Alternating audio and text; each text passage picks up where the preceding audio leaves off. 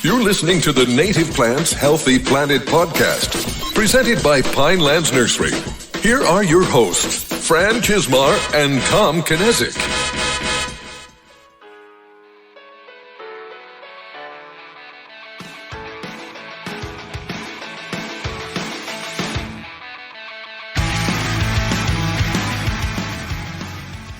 Welcome back to the Native Plants Healthy Planet podcast presented by Pinelands Nursery. I am Fran Chismar. And I'm Tom Kinezic, and welcome to episode 158, or is it 160, 162? You know what? I am so out of sorts. We've recorded so many episodes. You know, so many times we are recording right down to like the guest. We're recording and it's airing tomorrow morning. This is not the case. This is not the case. This time we're well ahead of the game. We're well ahead of the game, and I'm getting so it is 158. Yeah, we are in the podcast time machine, as I like to call it, and we do have really fun guests, and someone we've had one to have on. We've referenced the original list of potential guests every once in a while, and this was an organization that was on that original list. I think it was like 15 or 20 different organizations. I think this was like one of 3 left that we didn't touch. Wow. So, and it took us this long to orchestrate it. But with that, we have a representative from the American Littoral Society on. So I'm going to let him introduce himself. So all right, there you go. Take it away. Hey, everybody. How's it going? I'm Captain Al Majeski. I'm the Habitat Restoration Program Director for the American Littoral Society. And I've probably been there since right after Superstorm Sandy. So kind of came in when restoration was starting to hit the road, I guess, hit the erosion. Yeah. Oh, yeah. That was such a weird time in the industry for us. We were on the verge of having this incredible year, and then Superstorm Sandy hit, and everything just stopped because projects that were getting ready to, or restorations that were getting ready to happen no longer could happen. Like the jobs just didn't exist anymore. The fundings got pulled. Projects weren't capable of, like, they had to be redesigned. It was like the day the world stopped here in the office because not only did we not have power, we didn't have phones, we didn't have internet for a good week. Like when it turned back on, still nothing happened. And to give a little people more context too, we are not in a coastal area. We are on the opposite side of the state of New Jersey. So I don't even know how many miles it was, 40, 50 miles away from the coastline. Yeah. And we were out of power for a week and had all kinds of flooding in this area as well. So you can only imagine what it was like down the coast. Yeah, I live in Bradley Beach. So we did pretty good overall because we had sand dunes in place. Mm-hmm. That really saved us. I think saved this town as you drove down Ocean Ave and saw other towns that were just ripped apart because they didn't have anything on their beaches. I guess I have a question for you guys, though. Sure. Before Superstorm Sandy, because I've been doing presentations lately on the evolution of restoration in New Jersey since Superstorm Sandy. And partly, to me, and this is my question to you after I state this, was beforehand, restoration was happening, but it wasn't a priority. It was more mitigation. Mm-hmm. Were you seeing that too in your industry? Because we come to you for plants, It was a lot of mitigation. I'm thinking about projects, and a lot of them were private. They were mitigation or they were reclamation almost. But restoration was happening because we were doing a lot in New York City, a lot in Maryland at that point for projects like Poplar Island. Would you call that a restoration? Yeah, that's one that falls in that weird gap where it was it somewhat was a restoration because it was an island that completely disappeared and they then completely rebuild it bigger than its definitely used as a reference to restoration for sure. Yeah, so I think it was happening at a decent clip. The projects were big. After Superstorm Sandy, they stopped for the big projects stopped for a good 3 to 4 years. Mm-hmm. They had to be redesigned, and they were waiting for funding to come across. And then you started seeing restorations for what happened from Superstorm Sandy. Like I'm thinking of Prime Hook in Slaughter Beach in the Delaware Inland Bays was like the first big one that came across. Yeah, I know that the society and our team and our partners, like Wildlife Restoration Partnership, Stockton University, U.S. Fish and Wildlife Service, we kicked into gear right away after Superstorm Sandy down in Delaware Bay. It wasn't with plants, it was with sand. It was putting sand back on the beaches for the horseshoe crab that was coming in 4 or 5 months. And a lot of emergency permits, everybody really pulled together on that effort to get enough sand on the beach so those crabs could spawn and provide those eggs for the shorebirds, like the federal listed red knot. That bird's got to fatten up 7 times its weight and fly to the Arctic. And without those eggs, it could have decimated that whole population. Yeah, and that was just one of the issues that having to be fixed. And it's funny because right now I feel like we're seeing a little bit of a lull in it again, but we know that it's coming back in full force over the next 3 to 5 years. Yeah, yeah. So. And definitely marsh restoration for sure. And, when you think about carbon sequestration or, cleaning the air with more marsh and that resiliency of what a marsh can provide communities, that's what we're working on pretty heavily now too, besides beach and dune and berm and oyster reef, all these components together.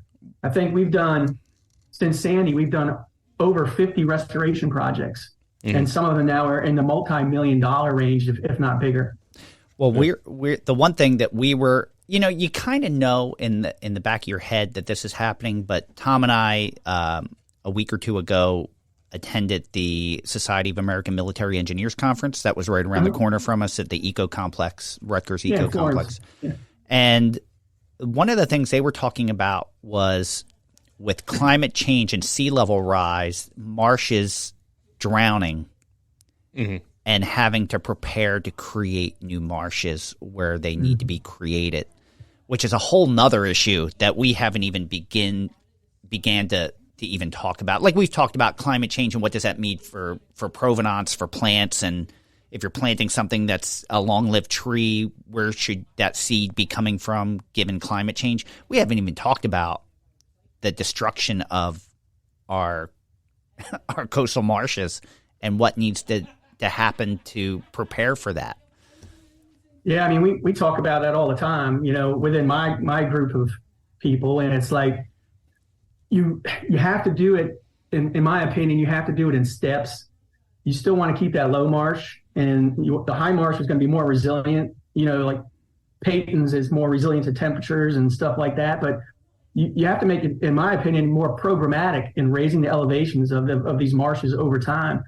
And how do you do that? You hope you collect the sediment. The plants keep collecting that and raising that up. Same with our oyster reefs. You hope you get a great set, and those oysters keep growing on top of each other to compete with sea level rise. And I know that on our beaches in Delaware Bay, where we had oyster reefs that we built by hand, I think we did 25,000 shell bags all by hand, and built 8 reefs down there. So it's like 3,200 linear feet of reef, right? Wow. And a lot of it, all by hand. That's amazing to me that people came down and we call it celebrations. So they would come celebrate with us, and we feed them barbecue afterwards because you're going to be hungry after building a reef, But some of those reefs now, we just put another grant application in. Some of those reefs are covered now by sand. So they did their job. That means we've added 2-3 feet of sand to these beaches. We want to put reefs back on top of that footprint and keep going with this more programmatic approach, So we've actually touched on a lot of things that we want to discuss through this. So I want to pull it back a little bit. Let's talk about, you're with the American Littoral Society. Could you tell us a little bit about the organization and what they work to accomplish? Yeah, sure. So we're a nonprofit, and we're headquartered out of Sandy Hook, so Gateway National Recreation Area. We have another office down in Millville. And that's the Delaware Bay group. So I have some of my restoration team there. And then there's another group of society members that do more stormwater management and rain gardens and things like that. At the headquarters, we have an education department. So that's more outreach for kids and things like that to bring them to the coast, let them learn about the coast, empower them to care for that coast, in that way. We have advocacy. So that's where my boss, the executive director, he's with the legislator, and he's talking to him, to say, hey, here's what we're seeing. How can we help you, do something there? And then the restoration program that I do, I came from the private industry, and then I created a team. We have 5 right now on my team doing all this work, which is great. And it's a great breadth of scope on that team because I have wetlands guy, fish person, marine biologist, horseshoe crab specialist, all these different people on that core team. But then we also pull in academia and other private consultants. Like down in Delaware, we got Dr. Larry Niles and Stephanie Fagan. These are like world-renowned avian people. Stockton University does our physical stuff. But overall, the bottom line is the American Littoral Society is here because we care for the coast. And we want to empower others to care for the coast too. And I'm glad that you mentioned all those parts, because I think those are some of the parts that not everyone thinks about when you think of restoration. I know there was a big project. I'm trying to remember which highway it was going into Ocean City. It was one of the big bridges that was redone over the last 10 years, 15 years. And there was a certain time of the year where no construction could be done because of turtle, specific turtle breeding. So there's a lot of factors going in to protect this and also restore it so that they can thrive, that everyone is cognizant of and working together to try to fix. And I can't imagine putting all those puzzle pieces together. We do it every day. This public-private partnership that has been created has grown since, again, going back to Superstorm Sandy. It's not just one organization. My last project I did in Forked River Beach, where we created these really cool oyster reefs that we're still finishing up. There's about 14 or 15 partners on that. Mm-hmm. And that can be anybody. I mean, it can be an NGO like me, a nonprofit. It's the municipality, it's the county, it's the state, it's the federal government. It's you guys, it's the engineers and academia. So it's all these components together that really give you that breadth of scope and the detail that you need in that, because we don't know everything. So we rely on our partners to help fill these gaps. And that's actually another, I've already reminisced about the foundations of our podcast that we've been doing for over 3 years now. That was another reason we started, was because from our perspective as a supplier of plants, we get to work with organizations like yourself that are really heavily focused on coastal marine environments.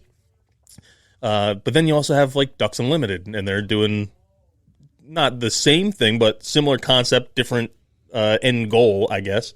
And then you have gardening groups and Xerxes Society and all these different groups that were, or you may have using U.S. Fish and Wildlife, using the same process to accomplish basically the same thing. They were restoring habitat, but they had a different end user in mind. And we wanted to kind of highlight how the path is the same, and really how a lot of these organizations work together. And if they aren't, they should be working together. But that's something you guys really champion, is that you're working with so many organizations, whether it's the public organizations or private organizations, to complete a common goal. And like you just said, you're relying on different people's expertise, and you may have an organization that wants a different end goal, but it's the same process and you're going to get the same result. I mean, we also, the community, the homeowners, that's a big component of our partnerships. And we rely on those stakeholders to kind of let us know what's going on, because we're not there every day. They may have been there 50 years and seen these changes that we're just seeing now. So it really comes in handy to keep them informed from the beginning all the way through, and they inform us, and it kind of lets us figure out what next steps we need to do. Well, in your opinion, as a starting point, since you've been with the American Littoral Society, how do you feel, what is the current state of our coastline and marshes, and how has it changed since when you started? Well, I'll give you an example, because I can't speak for the whole state, but we're losing marsh. Sea level rise is happening, But an example, we have a project down in the mouth of the Morris River in Cumberland County, and that was creating hybrid breakwaters. And these aren't small, they're big. This was about a $5-6 million project, if not more. And state was a great partner on that with providing match. The funding was through National Fish and Wildlife Foundation. So I think it was passed through federal agencies and some other things. But it took us about 3 years from planning to implementation to do that project, design and everything. Within that time frame, on the first day going in to implement the project, we found, while we're doing our final surveys, we lost 150 feet of marsh in 3 years. Wow. That's pretty rapid, right? Yeah. So we're like, well, what do we do on the fly? And now we have everybody mobilized. That costs some money to get everybody down there. Everything's staged. We're ready to go. We all got together as a team and immediately did a redesign on that project. And it's successful. It's in the ground now, and it looks good. We're going back to do some quar logs and plantings this season.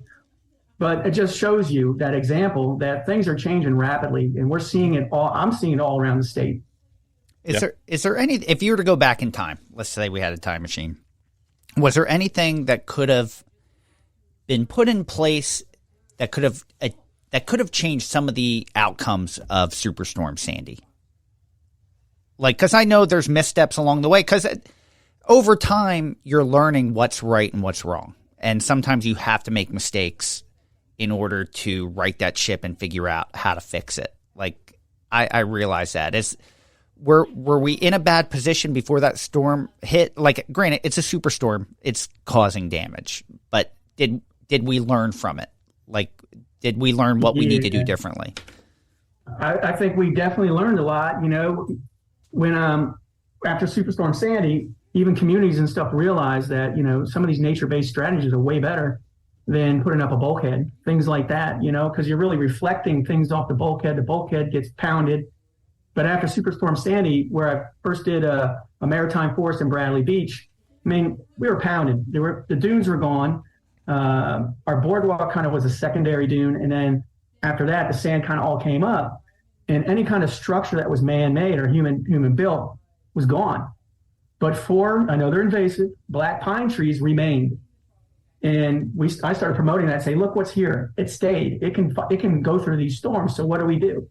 That's when we came back, and instead of building like a restaurant there or something like that, the town got together and the mayor, and we built a maritime forest. Let's start one, but to give that as a model to people to say, look at this.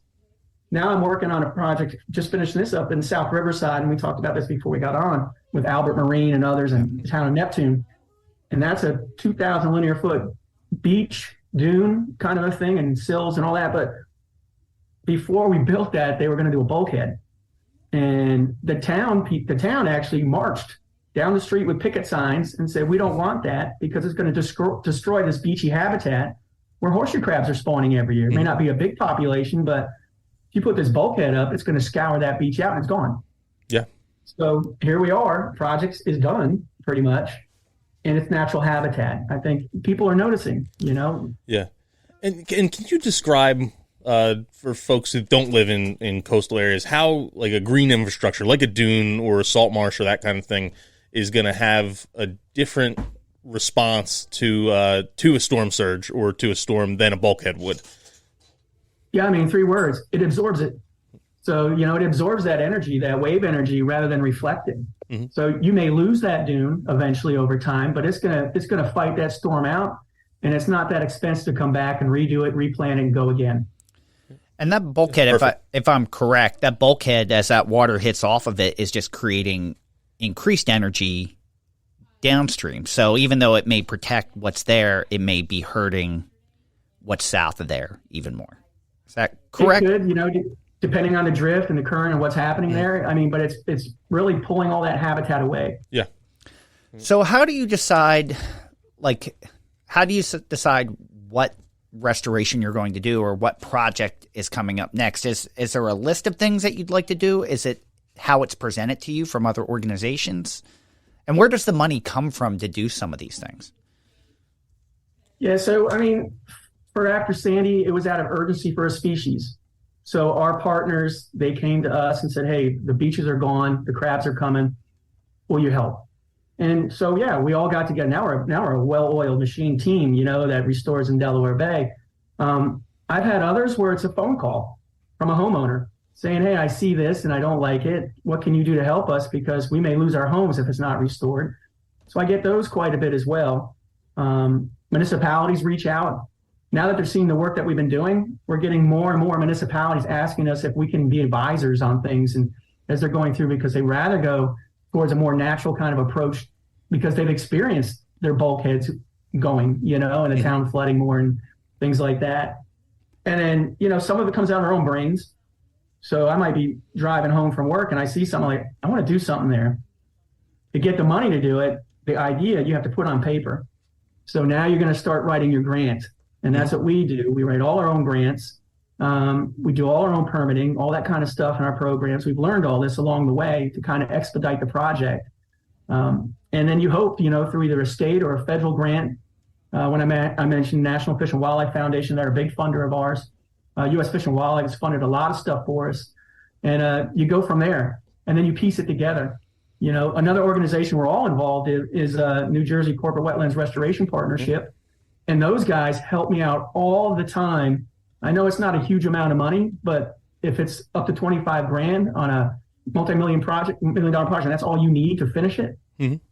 It's very important to have that funding. So they've been great to us, man. I think we've all been members of those since inception. That group started. Yeah, it's a fantastic group.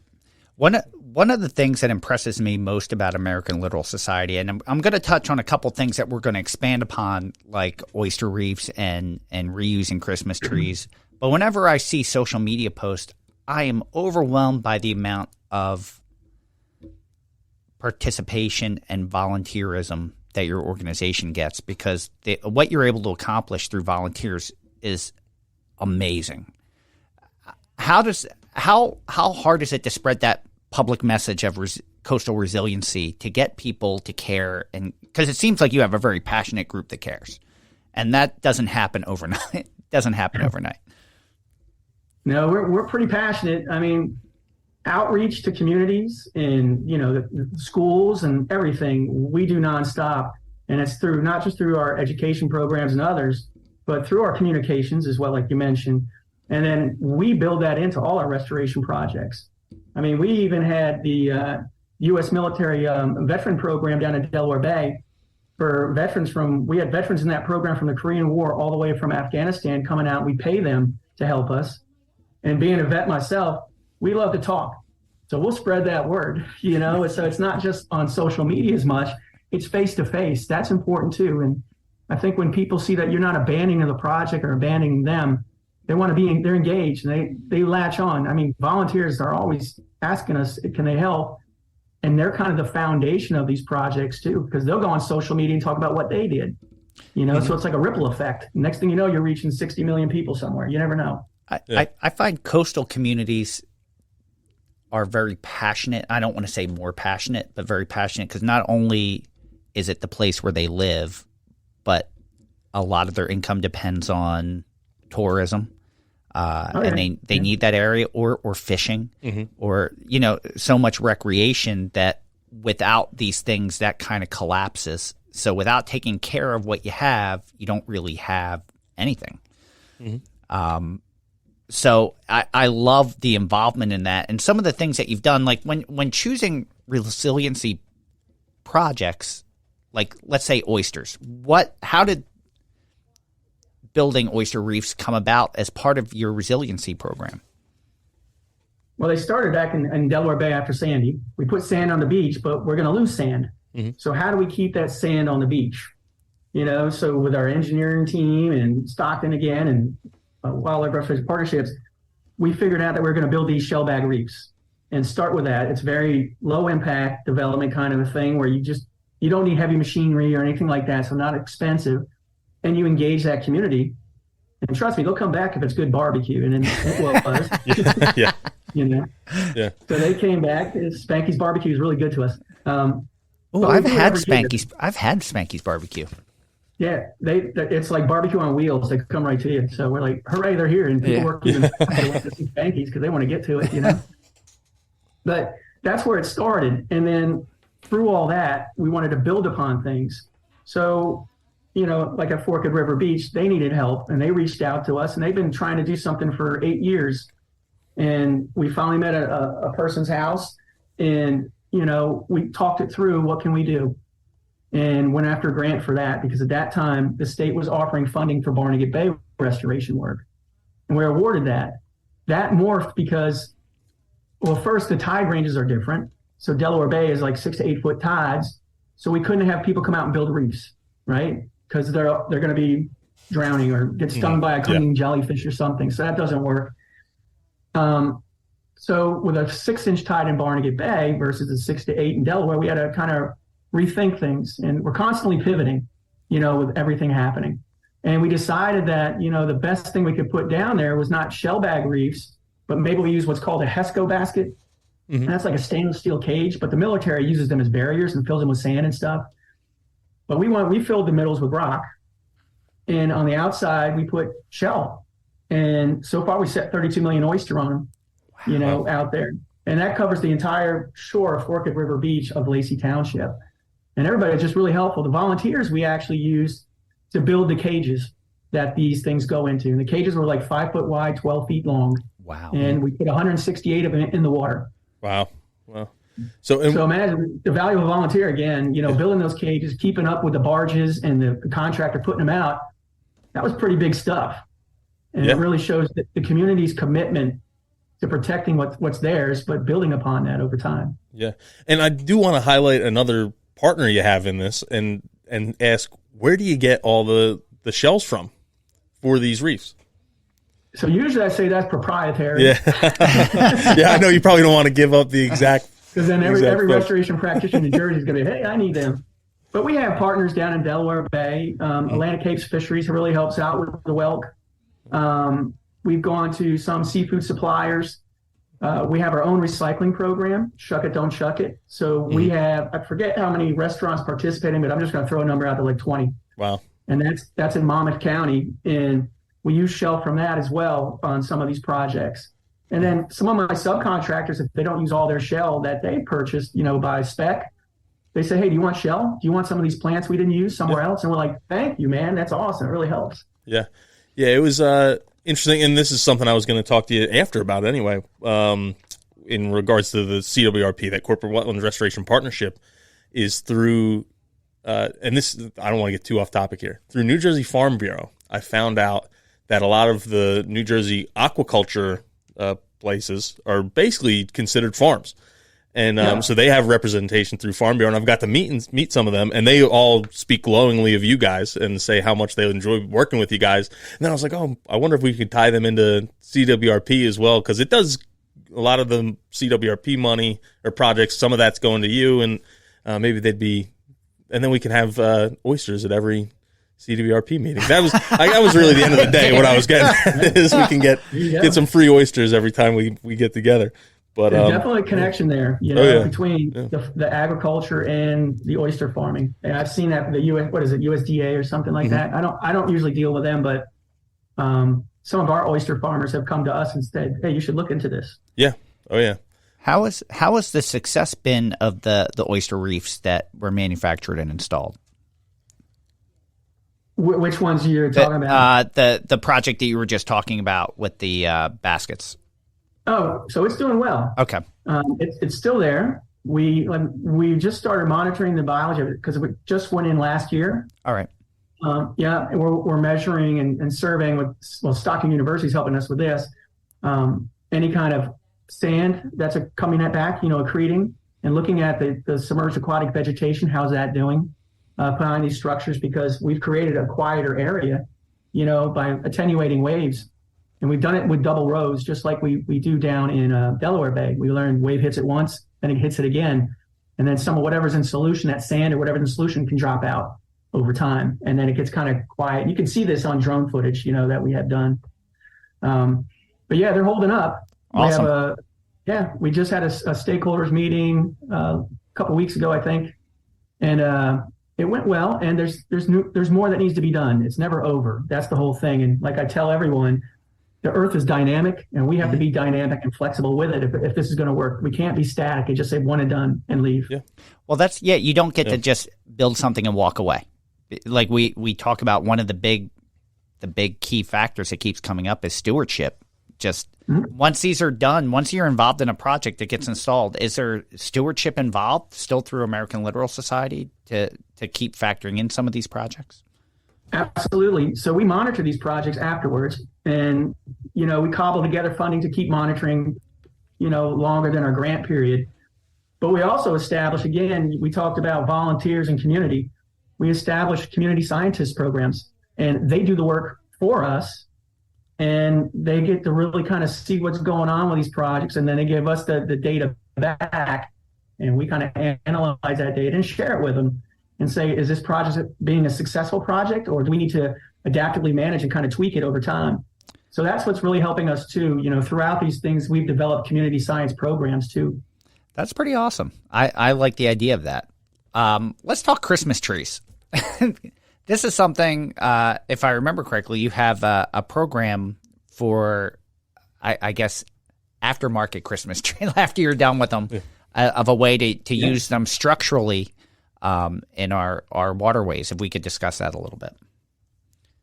Yeah, so it kind of came out of the fact that where I live in Bradley Beach, my staff and I, we were out. Well, anyway, our dunes have always been sand dunes here on the Atlantic side of Bradley Beach have had a Christmas tree quarter, and people would drop them off, and we've always had plenty to get the sand started to start, and then we planted dune grass in front of that to kind of really build those dunes. And we were at a conference down in New Orleans, and they were talking about branch box breakwaters and how they work in low energy environments. So you're taking all this brush and branch and kind of pushing it between these spaces of, say, you put two 2x4s 3 feet apart, and that's your cribbing kind of a thing, and then you tie it in.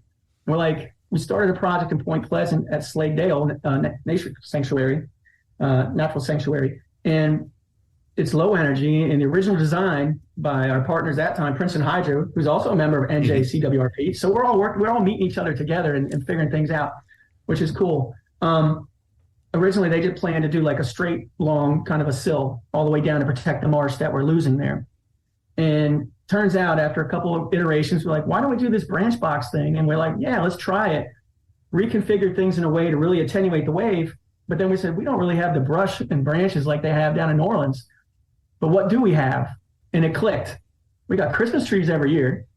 Why don't we use them? And they use them in the dunes. Why can't we use them for marsh restoration? And it's been great so far. Point Pleasant, their Department of Public Works, every year collects the trees for us. Originally, check this out. Originally, the first year we were going to put the trees in, there was a drought. Mm-hmm. And we had them on site in the woods. And the week before we're coming, the town had to come in and chip them because it was a fire hazard. We're like, no, this is horrible.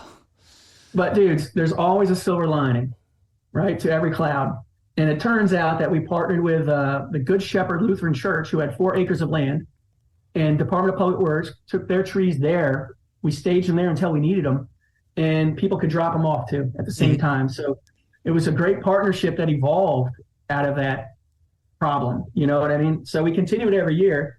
And then the pandemic, it really showed us, because we couldn't go on site for like a year and a half, basically. So we're like, what's happening on our site? Maybe one person goes, but you're kind of stuck at your house. So after a year and a half, we went and go, hey, man, these Christmas trees live out their life about a year and a half, and then they're gone. Mm-hmm. So now, you'll see our campaign every year. As Mayor Bob says, it's Christmas time in May, and here it comes. Yeah. It's a call out for our volunteers to come out and help us restuff them. We'll be out there tomorrow finishing up that for this year. So we did it on Earth Day with quite a few volunteers, and that is hardcore work because you're in waders all day. And it's interesting to watch, and people hang in, and these volunteers are amazing. They will stick it out. It's kind of brilliant if you think about it. Like I didn't even make the connection until you were talking about it. In so much stream restoration, you think of brush mattresses and root masses that just get used to help redirect water or help stabilize banks that they're creating, because they just need that rough material to get it started. So why wouldn't you incorporate that into a marsh? It just seems a brilliant way to recycle something that needs to be recycled appropriately. And it's something I always see your call go out for Christmas trees every year. And I always wondered who's coming the farthest to drop off a Christmas tree because they care that much. Because another thing, going back to volunteerism and Fran alluding that people down the coast are more passionate, I think some of that's driven because, like I mentioned earlier, we're 50 miles away or 40 miles away from our New Jersey coast. But I remember countless trips going down to Long Beach Island or Island Beach State Park or all these different places as a kid. So there's a mental connection that I have down to those places, more so than a lot of the stretches of road along the way. And I know a lot of people, I have friends from college that were in upstate New York that were taking family vacations down to Cape May or Long Beach Island or all these places. So they have that historical connection with themselves to those places. So I was just wondering if people coming from farther distances saying, hey, I want to give back, even if it's just my dried out Christmas tree at the end of the holiday season, to come and drop them off? with no lights, ornaments, or tinsel, please. Yeah. We don't need any of that. Yeah. Yeah, I know a lot of people come to Coast, and I just want to say real quick, I wasn't ghosting your brother. He called me, Tom, on my business phone, and he didn't have my cell. And I just got it recently, but him and your mother were coming to the beach, and they wanted to say hi. Oh, yeah. Like, oh. And I was just so busy, and then I finally saw the message on my business phone. I'm like, man, I got to reach out to that kid. Yeah. But when we think about our horseshoe crab tagging program that we have in Delaware Bay, and I tag in Shark River Inlet too with people, they come from all over the world. Yeah. You know, some people come and this is part of their vacation.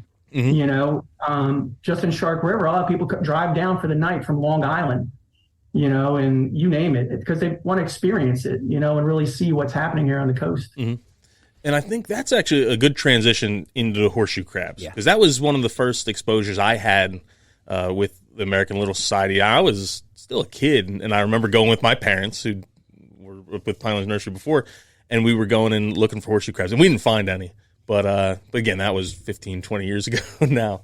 But I know. Yeah, we tag thousands. Now there's tons that get tagged. Why? You mentioned a little bit, but why are horseshoe crabs so important to this area, and just in general? Thank you, because we've talked about, you know, enjoyment, vacations, community. We didn't talk about habitat. Yeah. This is a huge habitat and what depends on this. So, yeah. Yeah, I mean, it's their eggs, you know, ecologically. Those eggs are so important, you know, what a flagship species and a foundational species, because they feed everything, you know. So if you're looking at the little minnows or the killifish, whatever you want to call them, they're going to feed on those eggs. And at least in Delaware Bay, what we've learned in time is that these eggs become exposed over the whole year. So it's not just the shorebirds coming in to fatten up and eat those eggs, to fly to the Arctic to lay eggs, to come back, and then down to Brazil and stuff. But it's fish all year round also. So it's a foundational piece of Delaware Bay for sure. And then we see it, you know, up in Shark River Inlet, Raritan Bay, not as big as Delaware Bay, but it's there. And that, I mean, what I've seen too is when people tag or volunteer to help with the horseshoe crab, they fall in love with it. I mean, it's been around for 450 million years or more, you know? Yeah. So it's been here a long time. So it's really important for those eggs on the ecological side of the house. Yeah. And do you still do the volunteer tagging and all that as well, where you can, I know there used to be like open sign up dates. Yeah. Delaware Bay starts tomorrow night. No way. Yeah. And Shark River starts May 18th. Yeah. And where can people find, if they wanted to do that, where can they find that kind of information? Well, I think right now there's a waiting list for Delaware Bay, because it's fully booked, and that can book out, you know, months in advance. Yeah. But they can go to our website, look under the events, and look up horseshoe crab tagging on that, and we'll pop up. Yeah, that's another one I'm selfishly asking, because I got to make sure I get in there at some point and bring my 3-year-old out there. So you're always welcome, man. You got to come on down. Yeah. I tell people, you know, if you're going to come down and you're local, stay the night, because we usually tag pretty late. Yep. Have a nice dinner, come out and tag or something. Make it a really cool event. Stay the night, maybe get an Airbnb or something on the bay, and you're good. Nice. Because I don't want to overlook anything we may have missed. Are there any other programs that we didn't mention, some of the unique programs that you offer that for community involvement or for coastal resiliency? So besides our volunteer events, not that I know of, but we do a lot of tours and walks at Sandy Hook and things like that, where people can get involved. If you're a member, it's free. If you're not, you might have to pay something like $5, $10. I don't even know what that is. But they're great educational walks. And then coming up on June 20th, if you're a member, it's Members Day. And that's a fun-filled day of people. We do all kinds of different events all over Sandy Hook. And then, yes, we have barbecue again. We seem to be barbecue people, huh? I like barbecue. That's what we're really down to. One of the factors we haven't really talked about was native plants. For some of these projects, how do because we always have to tie it back to native plants. How do native plants factor in as far as coastal resiliency for what you're trying to accomplish? Native plants are my go-to. You know, that's what you really need here. And we're seeing, and you probably see it too, we're seeing some changes in densities of some of these native plants due to climate change, and some invasives kind of coming in different spots. But these are the plants that really anchor things in. You know, if I want a site and it's right on the shoreline and it's eroding fast because it's all mowed turf. You know, you don't have the root that you're supposed to have, and it's going to keep going away. You need to plant something with a thicker root that's more rhizomial, you know, that kind of a thing, and use what's here and try to build that back. That's what I think about native plants. They're here for a reason. You know, I hear from a lot of people that just aren't familiar with it. They're like, oh, it's all one thing, or it seems like a monoculture, but that's what naturally occurs. Like on the dunes, it is a limited amount of things, and in the marshes, it's definitely even more limited. But that's what's evolved over time to be able to handle those conditions. There's not too many things that are going to handle a tidal condition, wet and dry twice a day, from anywhere from 5 parts per thousand to 35 parts per thousand. You know, there's a reason that survives, and it helps our marshes. So I think people always look at it and say, how can I improve upon it? But sometimes you don't need to improve upon perfection. Yeah. Yeah. Yeah. Well, Fran, you even got a call about salt marshes, and it was a designer, and they were, I don't want to say, I'm hearing about this secondhand, but they almost seemed, how you described, they almost seemed a little disappointed that there was only such a limited plant palette, but that's just what it is. It was a firm from the West Coast, and they were trying to say, well, you know, what we have is a little bit different. It seems like we're not getting the full picture here. And I'm like, no, you're pretty much getting the full picture. That's it. Like, I'm sorry to disappoint you, but it's pretty simple and it works. Well, Tom, you mentioned palette, and that's something I always think about because, you know, these restoration sites are our canvas, and those native plants are our paintbrushes. And, you know, that's kind of how I look at it. You can design, like when we did the Maritime Forest in Bradley, different things bloom at different times, different colors, different hues, and different seasons. You can really make this thing pop, but in a natural way, so it's not overbearing, but it works, you know, and we did that, you know, with the different panic grasses and you name it, shadbush. I love shadbush because when it blooms, it connects you to the fish, and the shad must be running, you know, so that's a cool story to tell somebody that may never even know that, you know. And this may be beyond your reach, but can you speak about how the fish communities are thriving in that area? Like, I'm sure I'm stretching a little bit, but have you heard like how some of this restoration is improving fish communities, or how that would tie in? So I can only speak about what I see on our restoration sites.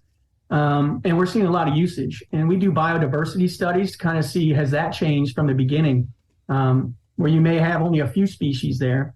Now we're seeing more species. So definitely when you build it, they do come, and they've been looking for it, you know, and that's how I feel. You know, there was a project we did in Shark River Island, and it was a sill pretty much and extend the marsh out. And within days, there was tons of killifish schools back there just moving around. The birds and the herons are back, you know, and they're feeding. And there was no habitat there that could actually attract those species at that time, you know, so they were elsewhere. So even if it's not an attraction, they could use this habitat now, you know, it was useful habitat. What are some of your most, in your time there, have been some of your most memorable or favorite projects that you've worked on, or most proud of? Well, you know, I'm proud of all of them. And for some odd reason, even though I'm pushing 54 now, I still remember all of them. You know, I should be starting to forget stuff. But, you know, the Delaware Bay work we've done, that's global. That has a global impact, you know, so that means a lot to us. The work we've done in Wreck Pond and Spring Lake, opening up fish passage for the herring and monitoring that since 2006. I may not have funding right now, but I'll find some to keep monitoring. We've learned a lot for that, and we can supply that data, you know, along the eastern seaboard. I think of the work we're doing now in the Forked River Beach area, down to the mouth of the Morris River. These are all steps. Forked River Beach, to me, that project, you know, we're pioneering a lot of things down there to do good restoration in Barnegat Bay. So it's kind of like we're all learning together, but we're all working together to get there.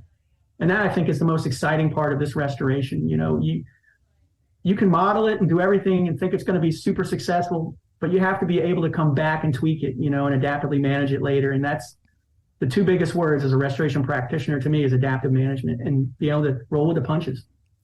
So you mentioned you started there.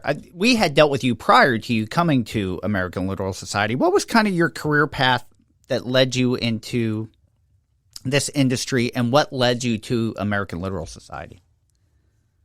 So that's a good question. So I got into the business of marine biology when I was in the Air Force in Germany, and I just wanted to come back to the beach and have my kids one day, or my child now, enjoy the lifestyle that I had. How can I save that and, do that? So I decided to get a degree in marine biology from Stockton. And then I got my master's later on while I was in the private industry, as an environmental consultant. But to me, the environmental consulting firm, it's not for everybody. And it didn't satisfy me on the inside. It didn't fulfill me in that way, where it was more client-based. What I do for the American Littoral Society is what we do. We're more passionate about it. We decide together as a team what's the best for the environment, and we're our own client, when you think about it that way. So when my buddy called me up from the society and he said, "Hey, man, I'm leaving. You might want to try out for this job as, the restoration program director." And after he said that, I said, "Hey, Bill, I already sent my resume just now while we're talking." It was that quick. It was like button pressed. I was ready. I was ready to go somewhere to do something more fulfilling.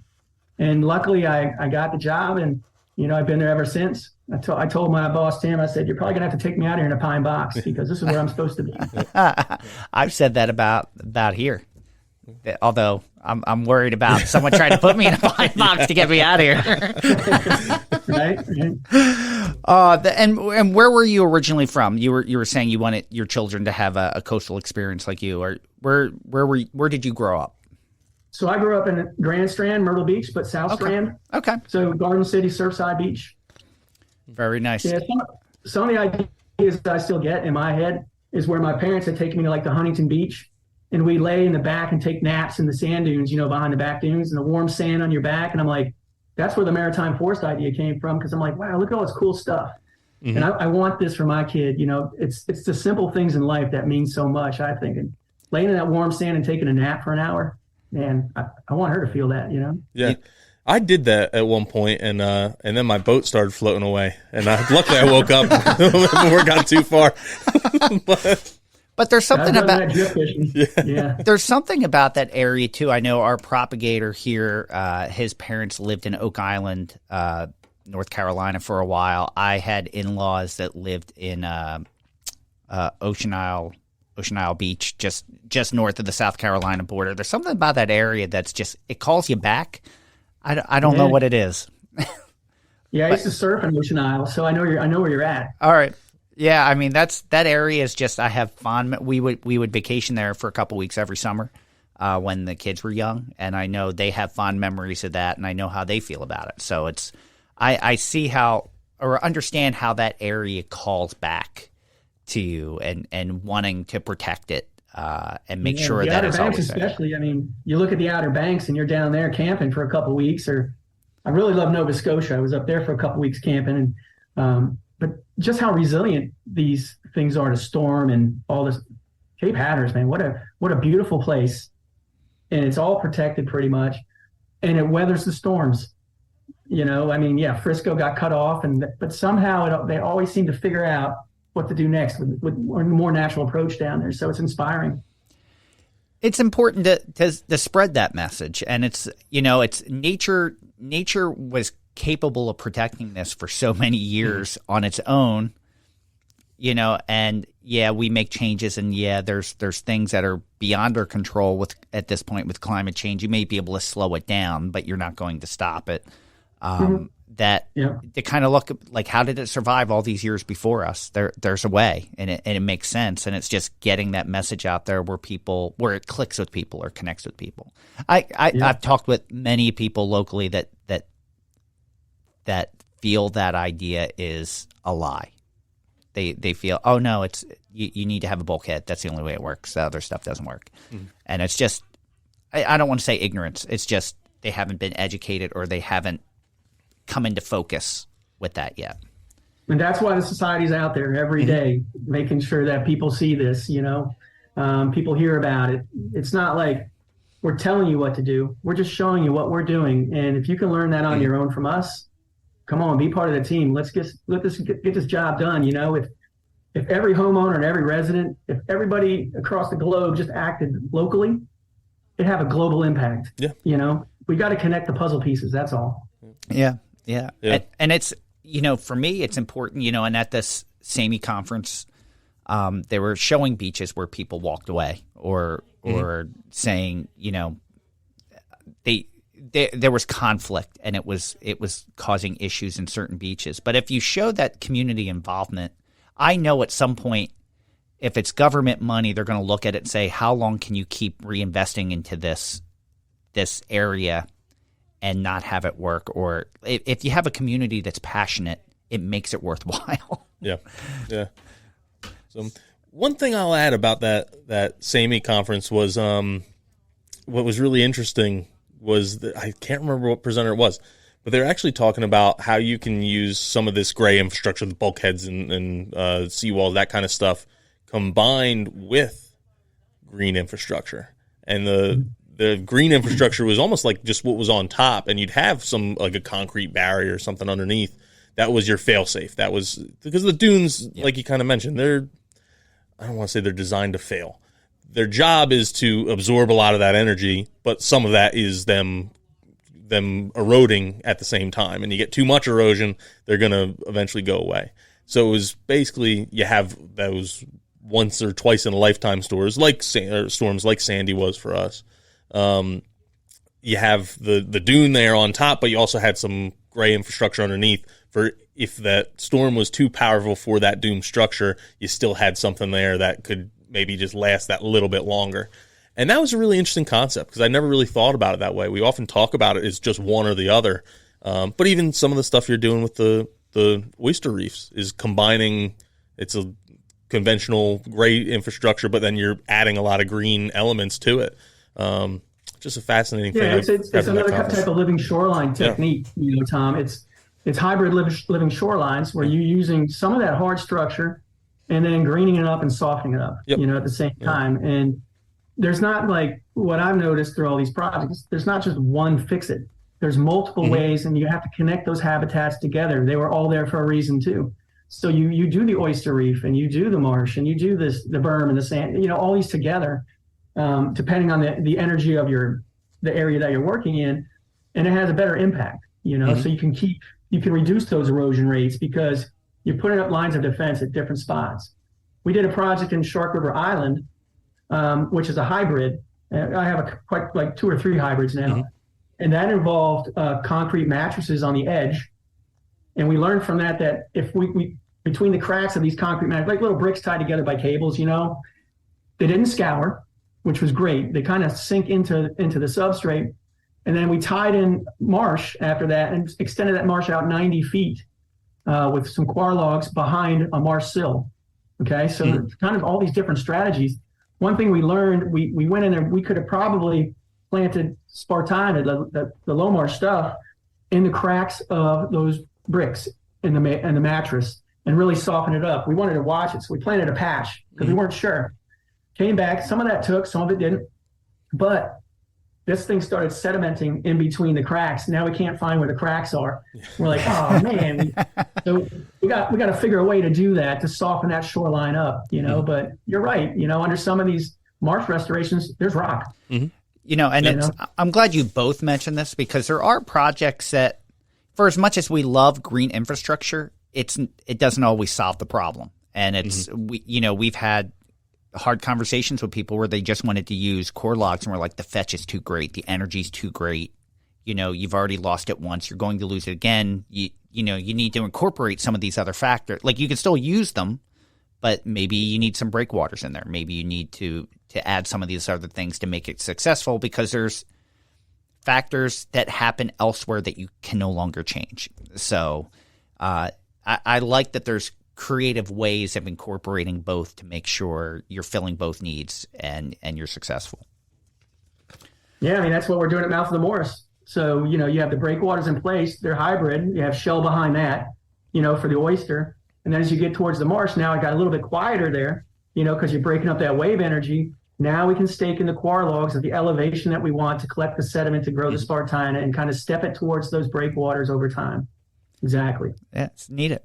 So how can our listeners, now that they're listening to this and they're getting all passionate too, and we're drumming up childhood memories and they want to volunteer and get involved, how can our listeners do that? Well, I guess they know they really don't want to go to my business phone after talking. So probably the best way is to go to our website and look on our events page, or you can always email me, or my staff. I have 5 staff. Like I said, we got Shane and Quinn and Tony Rose down in Delaware Bay. And I have Zach and Julie, that's with a K, up in Sandy Hook with me. And our emails are real easy. It's our first name @littoralsociety.org. All right, awesome. We'll get back to you. And we're going to put littoralsociety.org in the show notes so that people know where to go. So that's easy enough. And just for this is for me, not even our listeners. Are there other sections of America, like we deal with Don Reapy, American Letter? Is that New York? That's our Jamaica Bay office. Oh, I okay. didn't mention that. And then we have a guy who does tours and stuff down in, I think, Sarasota. Oh, okay. All right. So I didn't realize you had offices elsewhere. So, like, I know we dealt with Don, and he does a lot of salt marsh plant material through us. So that's wonderful. That's wonderful. So I think we're at the time of the show where we always ask, and I'm really curious to hear what this is. It's always our last question. It's our simplest yet hardest question that we ask sometimes, and that is, what is your favorite native plant? Well, I think it depends. It depends on where I'm restoring. So I don't have just a favorite. You can mention a couple. That's okay. We don't hold everyone to 50, one. About 50, maybe. I'll tell you what. My favorite native plant is whatever comes from Pinelands Nursery. How about that? Ooh, I like that. I like that. Wheeling and dealing. But we already talked about it. I like the shadbush. Yeah. I think it's really cool and it tells a story. Love groundsel-bush. That's awesome. Red cedar. Love it. Beach plum. I like beach plum, but I have a hard time getting it to grow. But when it does grow finally, you've got an edible, which is really cool to tell people. You can make some jam out of that, And northern bayberry is really cool too. So all these ones I always get from you guys anyway. And goldenrod, if you don't like it, I like it. I'll get allergies, but I'll plant goldenrod. Those are all great choice. I think groundsel bush is one of those extremely important adaptable plants that doesn't get enough love, especially for late flower blooms too, for late season pollinators. But I mean, that can take the salt. That can grow in a crack in a along the side of a highway, and it's beautiful and adaptable. It outcompeted Japanese knotweed. Wow. Yeah, that did, and so did we kept planting over time, but goldenrod did as well. So once the established, and this is at a maritime forest, of course. I lost most of my knotweed, which is great. All these plants started establishing and just took over. What, obviously I think of Phragmites off the top of my head, but what are the most difficult invasives that can take that saline environment that are starting to take over? You mentioned knotweed. Definitely frag and knotweed. We had other plants that were more low to the ground, like black medic, a couple others like that. We figured something out by just serendipity on Shark River Island about frag and how to kind of get rid of it without herbicides or anything.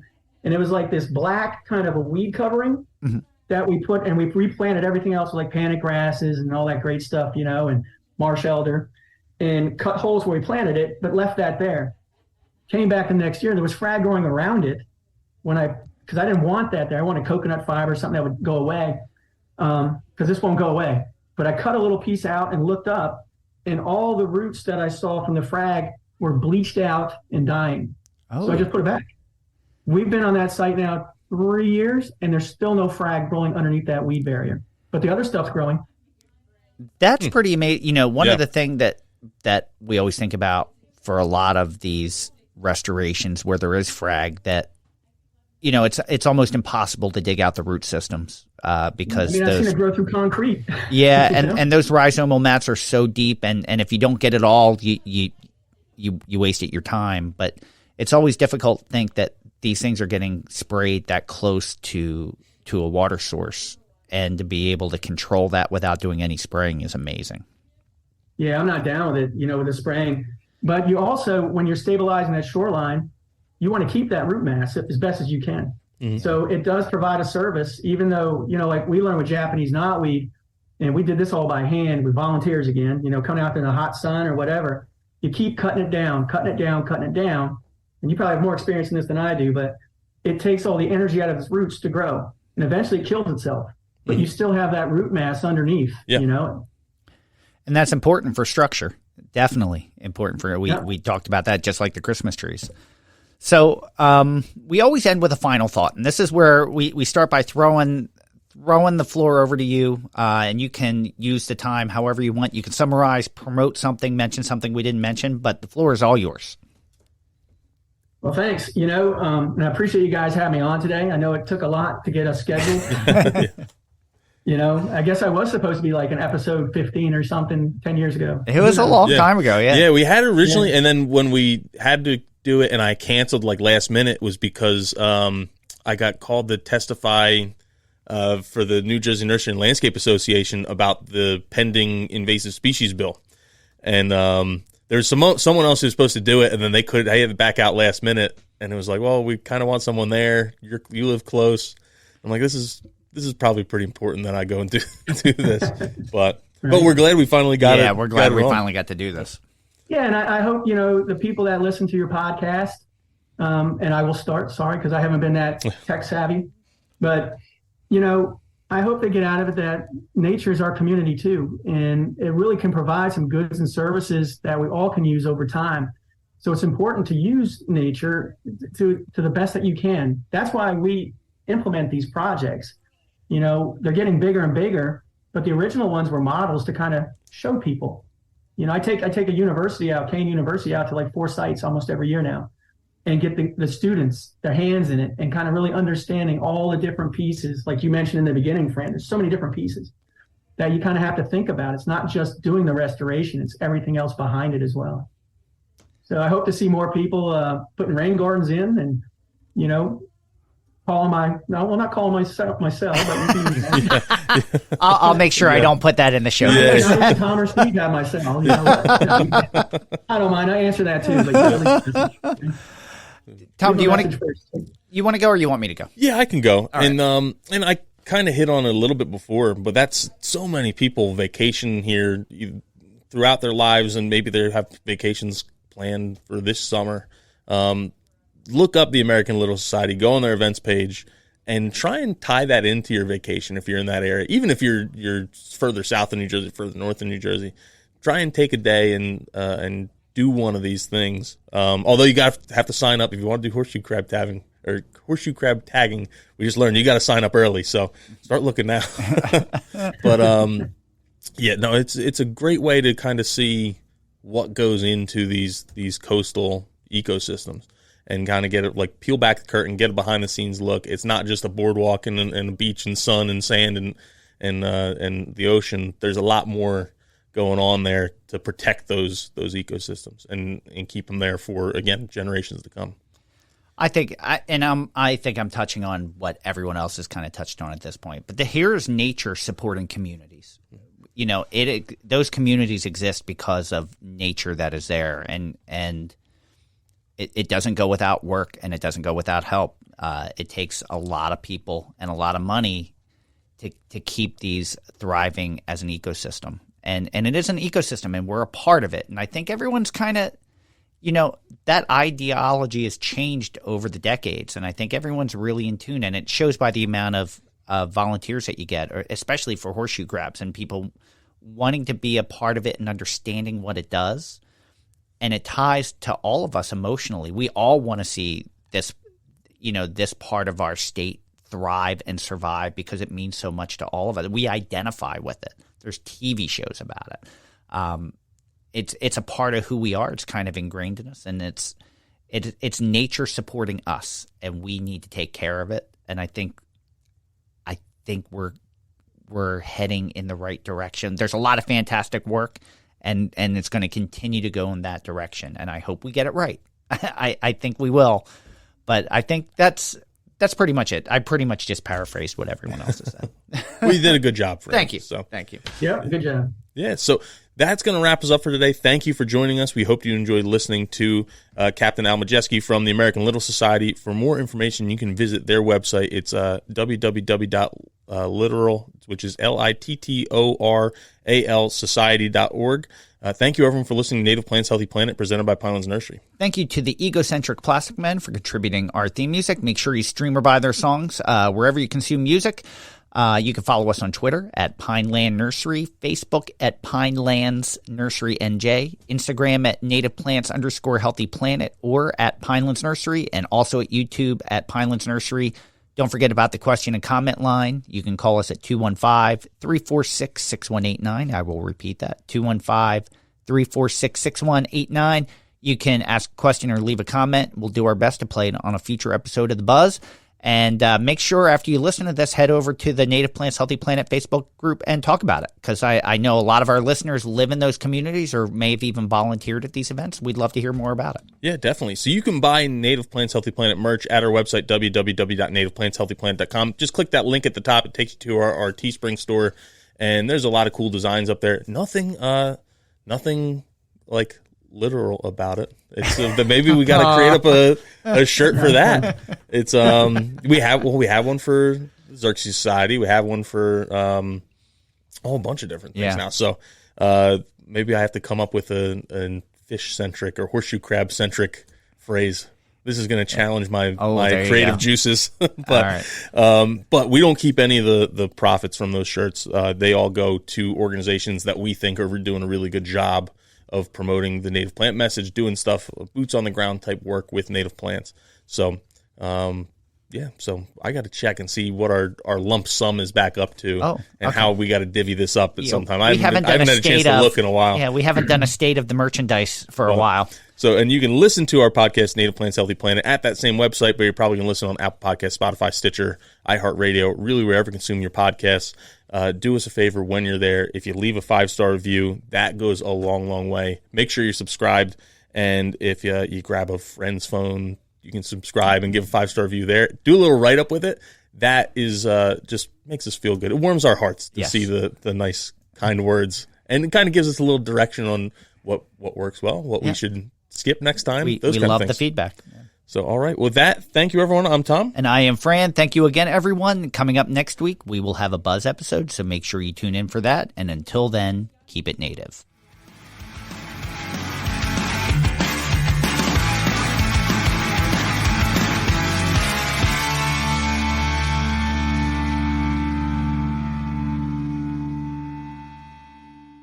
Thank you for listening to the Native Plants Healthy Planet podcast, presented by Pinelands Nursery. Remember to like, share, follow, and comment.